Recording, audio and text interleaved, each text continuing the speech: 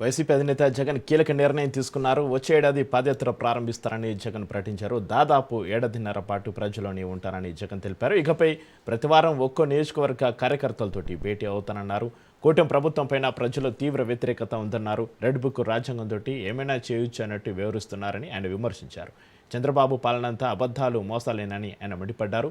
ప్రశ్నించిన వారిపైన కేసులు పెట్టి వేధిస్తున్నారని అన్నారు. కూటమి ప్రభుత్వంలో అన్ని వ్యవస్థలు నిర్వీర్యం అవుతున్నాయన్నారు.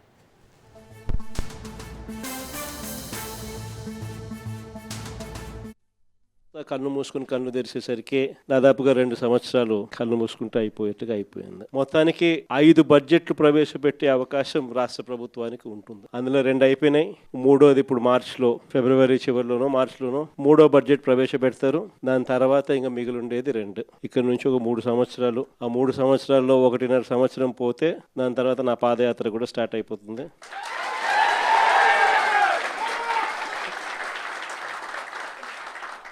దాని తర్వాత మరో 1.5 సంవత్సరం నేను కూడా ప్రజలతోనే రోడ్ల మీదే ప్రజల్లోనే మమేకమవుతూ ఆ ప్రయాణం కొనసాగుతుంది. ఇది మరీ ముఖ్యంగా ఎందుకు చెప్పాల్సి వస్తూ ఉంది అంటే ఈ రోజు పరిపాలన చాలా అంటే చాలా అన్యాయంగా జరుగుతూ ఉంది. రెడ్ బుక్ రాజ్యాంగంతో ఎక్కడా కూడా ఎవరినైనా కూడా ఏమంటే అది నేను చేసేయచ్చు అని ఖండకావరంతో ఈ రోజు పరిపాలన సాగిస్తూ ఉన్నారు.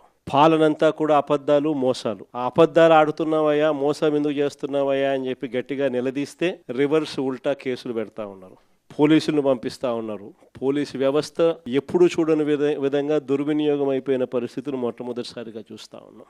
ఇవన్నీ కూడా ఈరోజు మనకు కనిపిస్తూ ఉన్నాయి. మరోవైపున పాలన ఎలా సాగుతూ ఉందని ఒకసారి చూస్తే పాలనలో ప్రతి ఇంట్లో కూడా ఈరోజు చర్చనీయాంశంగానే ఉంది. ప్రతి ఇంట్లో కూడా ఈరోజు చర్చ జరుగుతూ ఉంది. జగన్ ఉన్నప్పుడే బాగుండేది, కనీసం ఆయన ప్రతి నెల ఏదో బటన్ నొక్కుతా ఉన్నాడు, ఖచ్చితంగా మాట చెప్పినాడు, మాట ప్రకారం నిలబడ్డాడు. ఈ రోజు జగన్ పోయాడు, చంద్రబాబు నాయుడు ఏమో బిర్యానీ పెడతానని మోసం చేశాడు, ఉన్న పలావు పోయింది, ఇప్పుడు బిర్యానీ కూడా పోయింది అని చెప్పి ఈరోజు ప్రతి ఇంట్లో కూడా చర్చనీయాంశం జరుగుతూ ఉంది. ఈరోజు నిజంగానే ప్రతి ఇంట్లో కూడా పోలికను చూస్తూ ఉన్నారు. ఆ రోజు ఇదే రాష్ట్రం, ఇదే బడ్జెట్, ఇదే పరిస్థితుల్లో అప్పుడు ఇంకా దారుణమైన పరిస్థితులు, కోవిడ్ వచ్చి 2 సంవత్సరాలు అతి దారుణమైన పరిస్థితులు ఉన్నప్పటికీ కూడా ఎప్పుడూ కూడా ప్రభుత్వ కష్టాలను ఎప్పుడూ ప్రజలకు చూపించి ఎప్పుడూ కూడా పథకాలను వైసీపీ అధినేత జగన్ కీలక నిర్ణయం. వచ్చే ఏడాది పాదయాత్ర ప్రారంభిస్తారని జగన్ ప్రకటన సంబంధించి మరింత సమాచారాన్ని మా ప్రతినిధి రమేష్ ఫోన్లో అందిస్తారు. రమేష్, వైసీపీ అధినేత జగన్మోహన్ రెడ్డి పాదయాత్రకు సంబంధించి ఈరోజు కీలక వ్యాఖ్యలు చేయడం జరిగింది. మరో ఏడాదిన్నరలో పాదయాత్ర మొదలు పెట్టబోతున్నట్లు ఈరోజు ఏలూరు నియోజకవర్గానికి సంబంధించినటువంటి పార్టీ కార్యకర్తల సమావేశంలో జగన్మోహన్ రెడ్డి స్పష్టంగా చెప్పారు. ఈ ఏడాదిన్నర పాటు తాను ప్రజల్లోనే ఉంటారంటూ కూడా ఆయన చెప్పినటువంటి పరిస్థితి కూడా ఉంది. గత కొద్ది రోజులుగా జగన్మోహన్ రెడ్డి పాదయాత్రకు సంబంధించి పెద్ద ఎత్తున చర్చ జరుగుతూ ఉంది. 2029 ఎన్నికలకు ముందు జగన్మోహన్ రెడ్డి పాదయాత్ర చేసే అవకాశం ఉందంటూ కూడా వైఎస్ఆర్ కాంగ్రెస్ పార్టీ శ్రేణులు కూడా చెప్తూ ఉన్నాయి. గతంలో జగన్మోహన్ రెడ్డి కూడా తను పాదయాత్ర చేయబోతున్నటువంటి అంశానికి చెప్పినప్పటికీ ఎప్పటి నుంచి పాదయాత్ర చేస్తారు ఏంటనే విషయాలు మాత్రం చెప్పలేదు. అయితే మరో ఏడాదిన్నరలో పాదయాత్ర చేయబోతున్నానని ఈ రోజు జగన్మోహన్ రెడ్డి స్పష్టంగా ప్రకటన చేసినటువంటి నేపథ్యంలో 2027 జులై తర్వాత జగన్మోహన్ రెడ్డి పాదయాత్ర ఉండే అవకాశం ఉందని వైఎస్ఆర్ కాంగ్రెస్ పార్టీ వర్గాలు కూడా చెప్తూ ఉన్నాయి. గతంలో జగన్మోహన్ రెడ్డి పాదయాత్ర ఇడుపులపై నుంచి ఇచ్చాపురం వరకు చేయడం జరిగింది. ఆ పాదయాత్రకు పెద్ద ఎత్తున ప్రజల నుంచి స్పందన వచ్చింది. జగన్మోహన్ రెడ్డి పాదయాత్ర ఫలితంగా 2019 ఎన్నికల్లో వైఎస్ఆర్ కాంగ్రెస్ పార్టీ అధికారంలోకి కూడా వచ్చినటువంటి పరిస్థితి కూడా ఉంది. ఇప్పుడు మరోసారి పాదయాత్రకు సిద్ధమవుతున్నటువంటి నేపథ్యంలో జగన్మోహన్ రెడ్డి పాదయాత్ర ఖచ్చితంగా వైఎస్ఆర్ కాంగ్రెస్ పార్టీని తిరిగి అధికారంలోకి తీసుకొస్తుందనే ఒక ధీమానైతే వైసీపీ వర్గాలు వ్యక్తం చేస్తూ ఉన్నాయి. అంతేకాకుండా కూటమి ప్రభుత్వ వైఫల్యాలు ఏవైతే ఉన్నాయో ఈ వైఫల్యాలకు సంబంధించి కూడా పాదయాత్రలో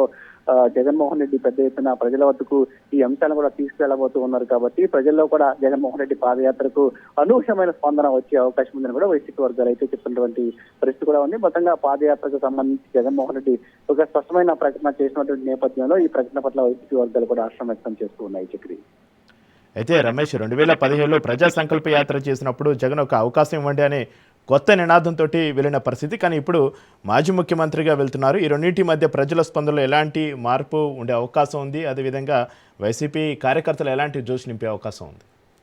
2017లో జగన్మోహన్ రెడ్డి పాదయాత్ర చేసి ముందు నవరత్నాల పేరుతో తాము అధికారంలోకి వస్తే ఎలాంటి సంక్షేమ కార్యక్రమాలు అమలు చేస్తామనేది ఒక స్పష్టమైన ప్రకటన చేసినటువంటి పరిస్థితి కూడా ఉంది. అధికారంలోకి వచ్చిన తర్వాత గత 5 ఏళ్ల పాటు ఆ నవరత్నాలకు సంబంధించి ఆ పథకాలను అమలు చేయడంతో పాటు ఇంకా చెప్పినటువంటి అనేక సంక్షేమ కార్యక్రమాలు కూడా అమలు చేశారు. ఇప్పుడు మరోసారి పాదయాత్రకు సిద్ధమవుతున్నటువంటి నేపథ్యంలో ప్రధానంగా మళ్ళీ 29 ఎన్నికల్లో వైఎస్ఆర్ కాంగ్రెస్ పార్టీ అధికారంలోకి వస్తే ఎలాంటి సంక్షేమ పాలన అందిస్తామనే విషయాలను ప్రజలకు ఈ పాదయాత్ర ద్వారా జగన్మోహన్ రెడ్డి చెప్పే అవకాశం ఉంది. గతంలో వచ్చినటువంటి సంక్షేమ పథకాలతో పాటు మరికొన్ని సంక్షేమ పథకాలు అదనంగా జోడించి వాటికి సంబంధించి కూడా పాదయాత్రకు ముందే ఒక స్పష్టమైన ప్రకటన చేసే ఆలోచనలో వైఎస్ఆర్ కాంగ్రెస్ పార్టీ ఉంది. ప్రస్తుతం కూటమి ప్రభుత్వం అధికారంలోకి వచ్చిన తర్వాత 2024 ఎన్నికలకు ముందు ఏవైతే హామీలు ఇచ్చారో ఆ హామీలు ఏవి కూడా అమలు కావడం లేదని వైసీపీ పదే చెప్తూ ఉంది. ఇటు రైతులకు ఇవ్వాల్సినటువంటి అన్నదాత సుఖీభావం కావచ్చు, అదేవిధంగా